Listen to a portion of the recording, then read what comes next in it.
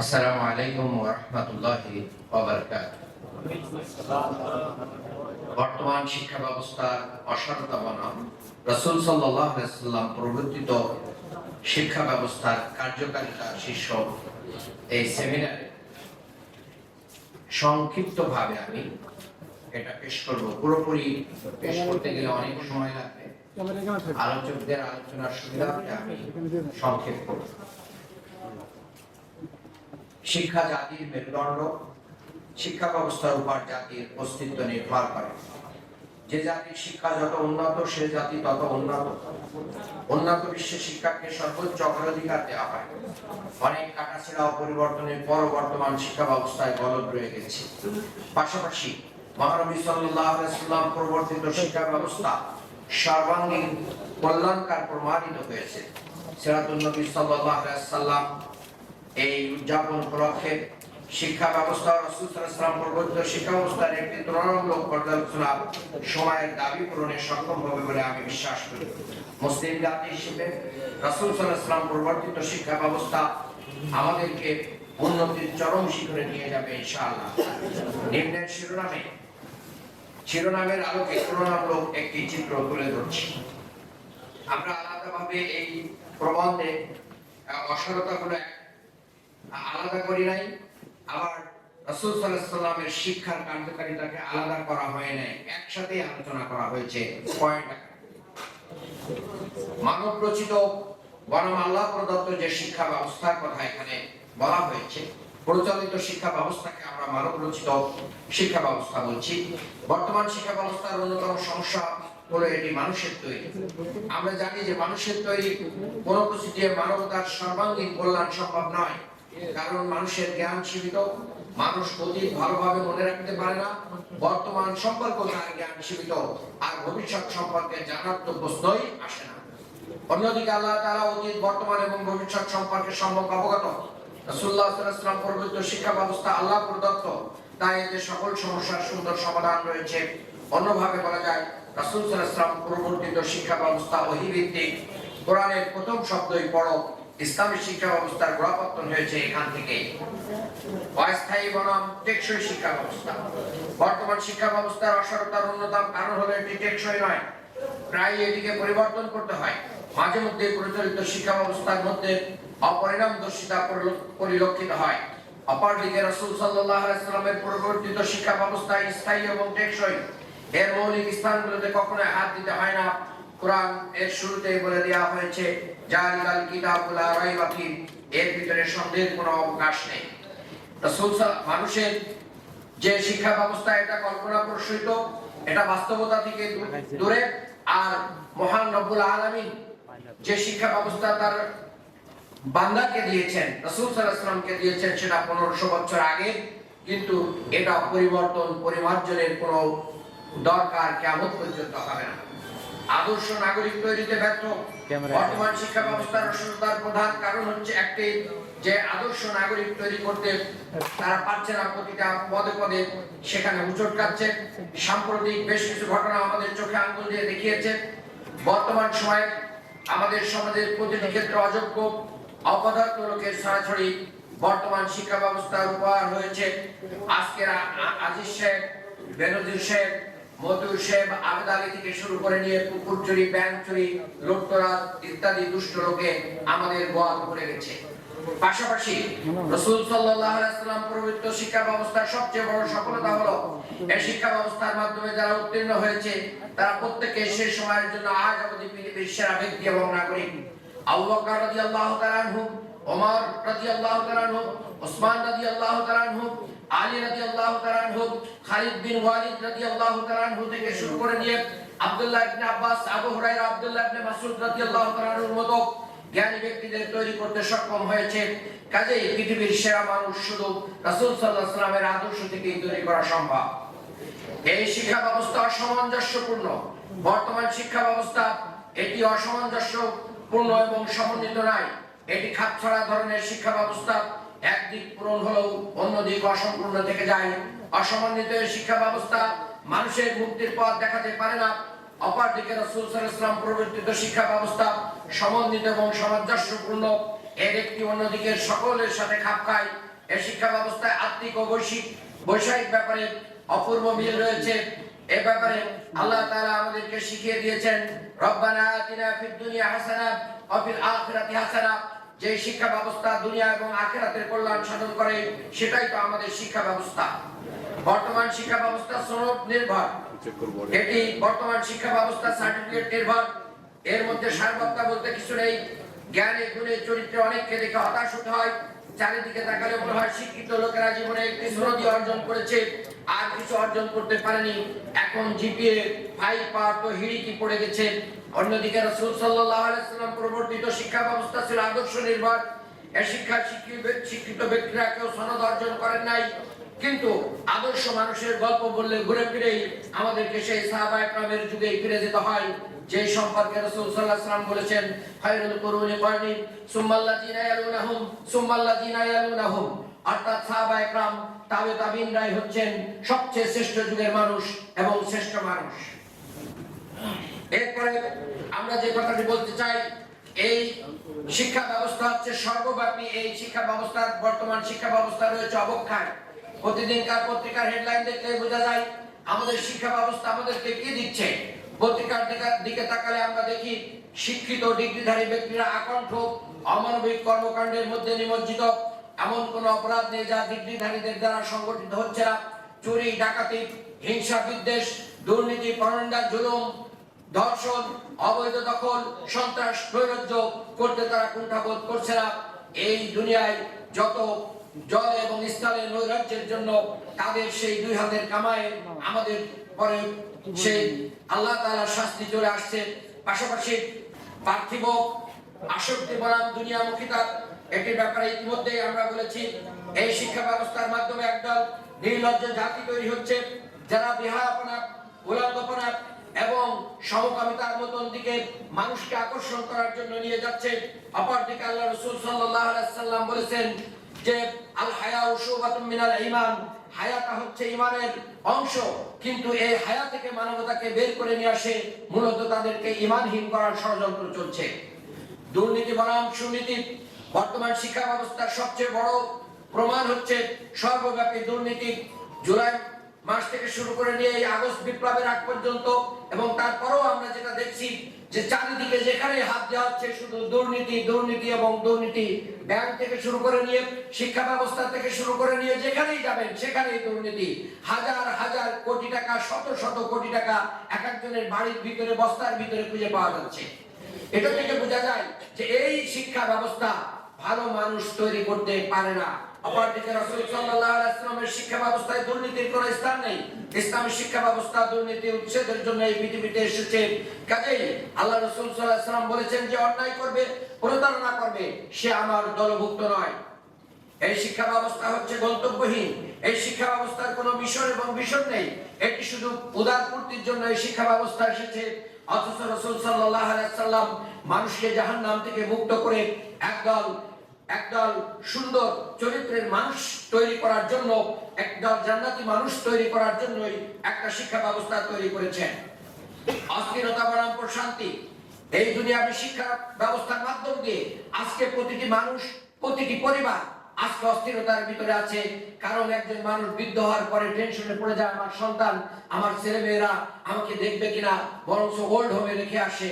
আমরা এই জায়গায় আল্লাহ রাসূল সাল্লাল্লাহু আলাইহি ওয়াসাল্লাম সুস্পষ্টভাবে কোরআনের বাণী দিয়ে মানুষের সামনে উপস্থাপন করেছেন পিতামাতার প্রতি, বড়দের প্রতি, সমাজের প্রতি মানুষের কি দায়বদ্ধতা, এটা আমরা দেখতে পাই।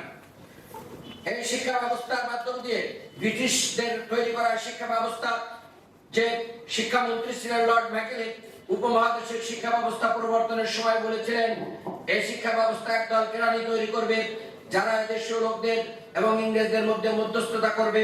আমরা দেখি অনেকেই তাদের মানসিকতা থেকে এখনো দূরে সরে আসতে পারেননি। অপরদিকে মহানবী সাল্লাল্লাহু আলাইহি ওয়াসাল্লাম প্রবর্তিত শিক্ষা ব্যবস্থার মাধ্যমে যারা বড় হয়েছেন, যারা জগৎ বিখ্যাত মুফাসসির, মুহাদ্দিস, বিশ্বজয়ী, সেনাপতি, শাসক, ব্যবসায়ী ইত্যাদি হয়েছেন। সম্মানের তারতম্য, প্রচলিত শিক্ষা ব্যবস্থা শিক্ষা ও শিক্ষার সবচেয়ে বেশি অবহেলিত। সামাজিক মর্যাদা ও আর্থিক মর্যাদায় বাংলাদেশের শিক্ষকরা সবচেয়ে বেশি নিচের দিকে রয়েছে। মাঝে মধ্যে শিক্ষকদের দাবি দেওয়া নিয়ে মাঠে আন্দোলন করতে দেখা যায়। পাশাপাশি আমরা দেখতে পাই নবী সাল্লাল্লাহু আলাইহি ওয়াসাল্লাম প্রদর্শিত শিক্ষা ব্যবস্থা যেমনি মর্যাদাপূর্ণ, তেমনি শিক্ষা ব্যবস্থার মাধ্যমে অনেক মর্যাদাশীল মানুষ তৈরি হয়। আল্লাহ তাআলা বলেন, তোমাদের মধ্যে যারা ঈমান এনেছে এবং যাদেরকে জ্ঞান দেওয়া হয়েছে আল্লাহ তাদেরকে অধিক মর্যাদায় অধিষ্ঠিত করবেন। তোমাদের ভিতরে সেই ব্যক্তি উত্তম যে নিজে কোরআন শেখে এবং অন্যকে শিক্ষা দেয়। এই শিক্ষা ব্যবস্থা আমাদেরকে অধঃপতনের দিকে নিয়ে যাচ্ছে। দিন যতই গড়াচ্ছে, জামানা যত পরিবর্তন হচ্ছে, আমরা অধঃপতনের দিকে যাচ্ছি।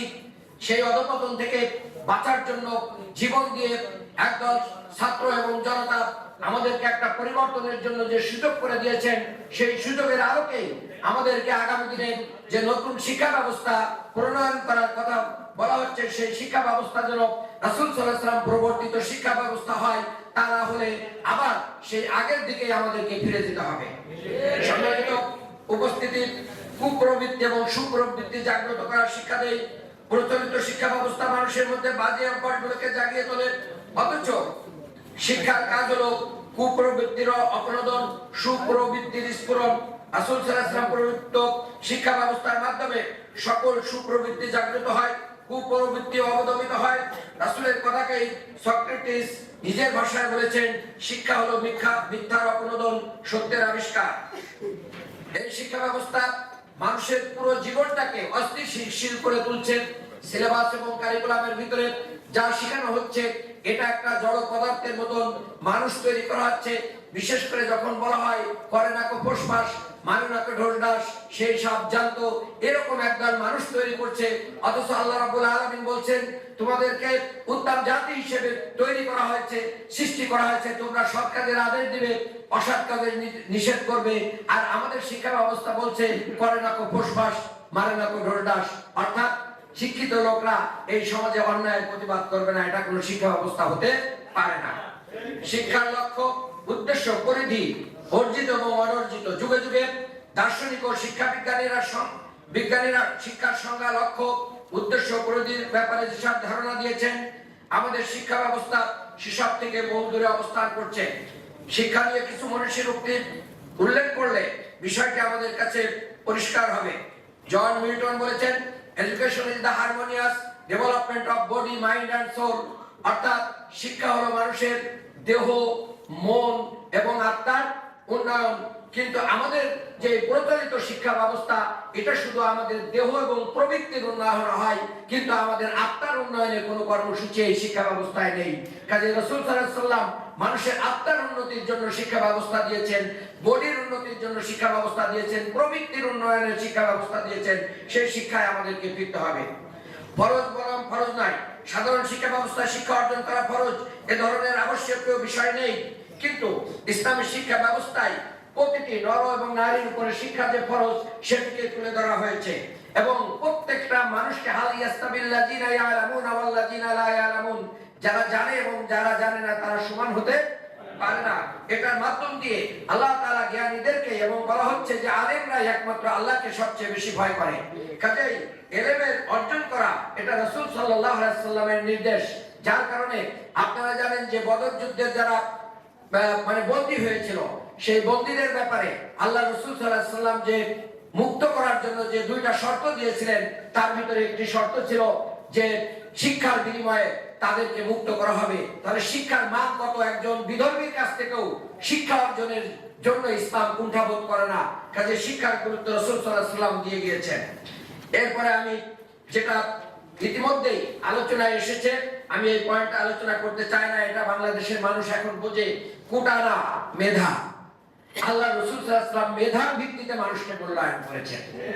আলহামদুলিল্লাহ, বাংলাদেশ সেই মেধায় ফিরে এসেছে। যদি এটাকে প্রবর্তন করা যায়, তাহলে আলেমরাই, এই যারা কোরআন হাদিসের অনুসারী, তাদের যে মেধা রয়েছে, ঢাকা বিশ্ববিদ্যালয়ের মতন বিশ্ববিদ্যালয় ভর্তি পরীক্ষায় কয়েকবার ফার্স্ট হয়েছে। কাজেই আমি মনে করি যে মেধার মূল্যায়ন হলে নৈতিকতা সম্পন্ন লোকরা এই দেশ এবং রাষ্ট্র পরিচালনায় যেতে পারবে এবং রাসূল সাল্লাল্লাহু আলাইহি ওয়াসাল্লামের সেই আদর্শ প্রতিষ্ঠিত করতে পারবে। এরপরে বিদ্যানদের কাছ থেকে দূরে রাখার যে ব্যবস্থা আমাদের দেশে, বিশেষ করে শিক্ষা ব্যবস্থার বিভিন্ন জায়গায় নাটক, সিনেমা এবং অন্যান্য সাংস্কৃতিক জায়গায় আলেম ওলামাদেরকে বিকৃত রূপে দেখানো হয়। যার কারণে যুব সমাজ, কিশোর তারা আলেম ওলামাদের থেকে, ইসলামী পণ্ডিতদের থেকে দূরে সরে যায়। এটার মাধ্যম দিয়ে মূলত কোরআন এবং সুন্নাহ থেকে দূরে সরে রাখার যে অপকৌশল আছে, এই অপকৌশল থেকে, এই শিক্ষা ব্যবস্থা থেকে বাদ দিয়ে নতুন করে শিক্ষা ব্যবস্থা এবং শিক্ষা কমিশন গঠন করতে হবে। তার মাধ্যম দিয়েই আমরা রাসূল সাল্লাল্লাহু আলাইহি ওয়াসাল্লামের সেই শিক্ষা ব্যবস্থা খুঁজে পাবো। এরপরে বিচ্ছিন্নতার কথা আমরা বলা হয়েছে, অবহেলার কথা বলা হয়েছে। অবহেলা এবং অগ্রাধিকার আমাদের সমাজ এবং রাষ্ট্রের সর্বাধিক গুরুত্বপূর্ণ আবশ্যকীয় বিষয় হচ্ছে শিক্ষা, কিন্তু এটাকে বর্তমান শিক্ষা ব্যবস্থায় বা রাষ্ট্র ব্যবস্থায় এর কোনো স্থান নেই। শিক্ষার জন্য সর্বোচ্চ বাজেটও বরাদ্দ দেওয়া হয় না। শিক্ষিতদেরকে সংসদ নির্বাচন, অন্যান্য নির্বাচনে নমিনেশন দেওয়া হয় না। অন্যদিকে আমরা দেখি মহানবী সাল্লাল্লাহু আলাইহি ওয়াসাল্লাম পরবর্তীত শিক্ষা এবং শিক্ষিত ব্যক্তিরা সর্বাধিক অগ্রাধিকার পেয়েছে। উদাহরণস্বরূপ বলা যায়, পৃথিবীর প্রথম মানুষ একজন শিক্ষিত ব্যক্তি, ওয়াল্লামা আদম আল আসমা কুল্লাহা, যে আদম আলাইহিস সালামকে যে সমস্ত কিছু শিক্ষা দেওয়া হয়েছিল। অনেক পণ্ডিতরা বলেছেন ৬০০০-এর বেশি ভাষা আদম আলাইহিস সালাতু ওয়াস সালাম জানতেন। কাজে আমরা মনে করি যে এই পৃথিবীতে মানে জ্ঞানের যে উৎস, জ্ঞানের যে সূত্রপাত, এটা আল্লাহ তাআলা ওহীর মাধ্যমেই করে দিয়েছেন আদম আলাইহিস সালামকে শিক্ষার মাধ্যম দিয়ে। কাজেই এই ইসলামী শিক্ষা, নৈতিকতার সম্পন্ন শিক্ষা, নবী রাসূলদের ধারাবাহিকতায় প্রিয় নবী মুহাম্মদুর রাসূলুল্লাহ সাল্লাল্লাহু আলাইহি ওয়াসাল্লাম যেটা আমাদেরকে শিখিয়ে গেছেন, সেটাই হচ্ছে আমাদের মুক্তির মাপকাঠি। এরপরে এই শিক্ষা ব্যবস্থার সাথে রয়েছে ঈমানের সংশ্লিষ্টতা। এই ঈমান যদি থাকে, আপনার যে শিক্ষা ব্যবস্থা ঈমানদার মানুষ তৈরি করতে পারে না, সেই শিক্ষা ব্যবস্থা আমাদের প্রয়োজন নেই। ইসলাম বলছে যে এমন একটা শিক্ষা ব্যবস্থা আমাদের থাকা উচিত, এমন লোক তৈরি হবে যাদের সামনে যখন বলা হবে ইন্নামাল মুমিনুন আল্লাযিনা ইযা যুকিরাল্লাহু ওয়াজিলাত কুলুবুহুম, যখন আল্লাহর কোনো আলোচনা হবে, নিদর্শন আলোচনা হবে, কোরআন তেলাওয়াত হবে, তার রাসূলের কথা আলোচনা হবে, তাদের অন্তর কেঁপে উঠবে, তাদের বুদ্ধি বেড়ে যাবে, তাদের ঈমান বেড়ে যাবে। কাজে সেরকম একদল মানুষ তৈরির জন্য আমাদের শিক্ষা ব্যবস্থার জন্য রাসূল সাল্লাল্লাহু আলাইহি ওয়াসাল্লামের শিক্ষা ব্যবস্থার কাছে ফিরে যেতে হবে।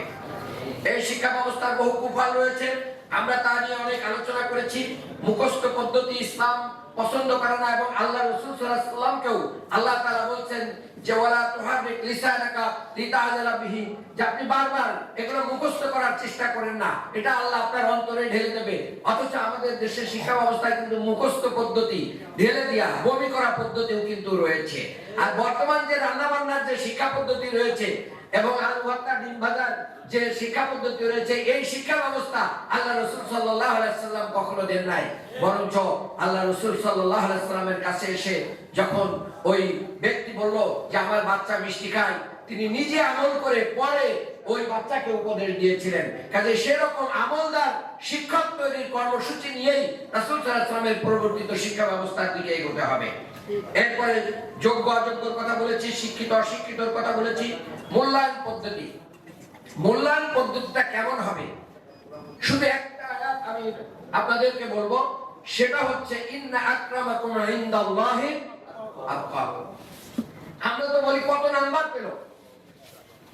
এই বাংলাদেশে সবচেয়ে দুর্নীতিতে যারা চ্যাম্পিয়ন, তারা বাংলাদেশের সবচেয়ে বেশি বড় ধরনের মেধার প্রতিযোগিতার পরীক্ষা দিয়ে উত্তীর্ণ হয়ে, বিসিএস এর মতন শিক্ষায় উত্তীর্ণ হয়ে প্রশাসন থেকে শুরু করে বিভিন্ন ক্যাডারে যে তারা দুর্নীতি করতেছে। ঢাকা বিশ্ববিদ্যালয় নিয়ে একবার আমাদের একজন কার্টুনিস্ট ইব্রাহিম মন্ডল, তিনি একটা কার্টুন এঁকেছিলেন। কি কার্টুন এঁকেছিলেন? যে একটা বিশ্ববিদ্যালয় হচ্ছে চাউল তৈরির একটা মেশিন, সেখানে কিছু ধান ঢেলে দেওয়া হচ্ছে, এখানে তো চাউল বের হওয়ার কথা ছিল। তা উনি দেখালেন এখানে মানুষ ঢুকানো হচ্ছে বিশ্ববিদ্যালয়ের ভিতরে, বের হচ্ছে কুত্তা, বিড়াল, ছাগল, গরু ইত্যাদি। কারণ এখানের মানুষরা কি হচ্ছে না, এরা চুরি করে, এরা ডাকাতি করে, এরা ছিনতাই করে, এরা সুদ খায়, এরা ঘুষ খায়, এরা নারীর পোশাক খুলে নেয়, এরা লাইন অফ হয়ে গেলে কাউকে আর স্বস্তিতে থাকতে দেয় না। কাজেই এই শিক্ষা ব্যবস্থা মানুষের কল্যাণ করতে পারে না। কাজে প্রতিটা বিশ্ববিদ্যালয়ের সিলেবাসে রাসূল সাল্লাল্লাহু আলাইহি ওয়াসাল্লামের আদর্শের শিক্ষা ব্যবস্থার সিরাত পড়ার উদ্যোগ সিলেবাস ভুক্ত করতে হবে। এটাই হচ্ছে আমাদের প্রাণের দাবি। এরপরে আমাদের যে বলতে হবে সিলেবাস পরিবর্তনের কথা বললাম, ছেলে মেয়েদেরকে আনন্দের মাধ্যমে শিক্ষা দিতে হবে, মসজিদ ভিত্তিক শিক্ষার ব্যবস্থা করতে হবে। আমাদের ভিতরে একটা গ্রুপ আছে বাচ্চাদেরকে মসজিদ থেকে খেলায় নেই। মসজিদে যদি আপনার সন্তানকে মসজিদমুখী না করেন, আল্লাহ রাসূল সাল্লাল্লাহু আলাইহি ওয়াসাল্লামের পিঠে হাসান হুসাইন যখন উঠতেন আল্লাহ রাসূল ততক্ষণ সিজদায় থাকতেন তারা পড়ে না যায়। চিন্তা করেছেন? কাজে আমরা আমাদের বাচ্চাদেরকে বাড়িতে রেখে আমরা বৃদ্ধ বয়সে নামাজ পড়তে যাই, মসজিদে তো বাচ্চাদেরকে নেই না। কাজেই রাসূল সাল্লাল্লাহু আলাইহি ওয়াসাল্লাম বলেছেন খালি বাচ্চাদেরকে না, যখন কোরআনের আয়াত নাযিল হলো কু আনফুসাকুম ওয়া আহলিকুম নারা, তখন কি হলো, এর আমল কিভাবে হলো? আল্লাহ রাসূল সাল্লাল্লাহু আলাইহি ওয়াসাল্লাম স্ত্রীদের মুখে পানি ছিটাই দিতেন, কখনো কখনো স্ত্রীরাও আল্লাহ রাসূল সাল্লাল্লাহু আলাইহি ওয়াসাল্লাম মুখে পানি ছিটাই দিয়ে ইবাদতের জন্য ডাকতেন। কাজে আজকে আমরা যদি সেই সমাজ প্রতিষ্ঠা করতে চাই, আমাদেরকে রাসূল সাল্লাল্লাহু আলাইহি ওয়াসাল্লামের শিক্ষার দিকে যেতে হবে। এই জাহিলিয়াতপূর্ণ একটি সমাজ তৈরি হয়েছে। আমি শেষ কথা বলতে চাই এটাই যে দার্শনিকরা বলছেন যে তুমি যদি এই ঝঞ্ঝা বিক্ষিপ্ত পৃথিবী, যেখানে কোনো শান্তি নেই, যেখানে কোনো কল্যাণ নেই, মানুষ এখন শান্তির জন্য মরীচিকার পিছনে হাঁটছে এবং দৌড়াচ্ছে, কিন্তু শান্তি খুঁজে পাচ্ছে না। এই জন্য দার্শনিকরা বলছেন যে তুমি যদি শান্তি খুঁজে পেতে চাও তাহলে নবী মুহাম্মদুর রাসূলুল্লাহ সাল্লাল্লাহু আলাইহি ওয়াসাল্লামের আদর্শের ছায়াতলে আসো। কাজেই কোরআনের ছায়াতলে, রাসূল সাল্লাল্লাহু আলাইহি ওয়াসাল্লামের আদর্শের ছায়াতলে এসে যে সমস্ত জাহেলি যুগের মানুষরা কি করেছেন, জাহেলি যুগের মানুষরা কি হয়েছেন, সোনার মানুষে পরিণত হয়েছেন, তাহলে এই বর্তমান পৃথিবীতে সমস্ত জাহিলিয়াতকে উৎখাত করে, সমস্ত জাহিলিয়াতকে উৎখাত করে সোনার মানুষ তৈরি করার জন্য যদি আমরা মুহাম্মদুর রাসূলুল্লাহ সাল্লাল্লাহু আলাইহি ওয়াসাল্লামের শিক্ষা ব্যবস্থা পরিবর্তন করতে পারি, তাহলে বাংলাদেশকে সোনার বাংলায় পরিণত করা যাবে। এছাড়া অন্য কোন তন্ত্র মন্ত্র, মানব রচিত মতবাদ দিয়ে বাংলাদেশের মানুষের মুক্তি আসবে না। তাই আসুন আলেমদেরকে আমরা বলবো, আজকে বাংলাদেশে আমাদের সম্মানিত প্রধান অতিথি, উনি আমাদের সম্মানিত বিচারপতি, ওনাদেরকে বলবো যে আসুন আপনারা আমরা সবাই মিলে এমন একটা শিক্ষা ব্যবস্থার জন্য আন্দোলন করি যে শিক্ষা ব্যবস্থা প্রকৃত শান্তি এবং কল্যাণকার একটি রাষ্ট্র এবং মানুষ গড়ার পথ দেখাবে। সবাইকে ধন্যবাদ। আসসালামু আলাইকুম ওয়া রাহমাতুল্লাহি তাআলা।